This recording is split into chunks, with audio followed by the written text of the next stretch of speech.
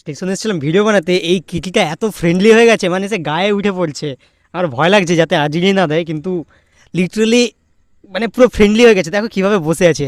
আর ঠিক আছে, আর একে দেখো, ওই যে সাইডে কুকুরটাকে দেখা, কুকুরটাও মানে আশেপাশে ঘুরছে। ওকে তো আর কোলে নিতে পারবো না, কিন্তু এদিকে দেখা, কিটিটা লিটারালি কি সুন্দর ফ্রেন্ড হয়ে গেছে। ঠিক আছে, ওর ওর ওর এমনিতে ভয় লাগছে, ও যে উঠবে না, কিন্তু ঠিক আছে, ও আমার কোলেই দেখছি বারবার এসে বসছে, মানে এতটা চিনে গেছে আমাকে। ঠিক আছে, কত কিছুক্ষণই কিউট। দেখা, এসে লিটারালি বসে আছে, ওখানেও বসছিল, আবার এখানে বসছে, মানে ভালোবাসা। মানে একটা যে পশু, মানে মানুষের থেকে কিন্তু অনেক বেশি পশুরা কিন্তু সৎ মানুষের প্রতি। ঠিক আছে, দেখো, এক চিনিনি ঘন্টা জানিনি। 1 ঘন্টা হলো আমরা এসেছি, তার মধ্যেই এতটা ক্লোজ হয়ে গেছে। মানে ভাবো, একটা মানুষের থেকে পশু পাখিদেরকে কতটা আপন করা যায়।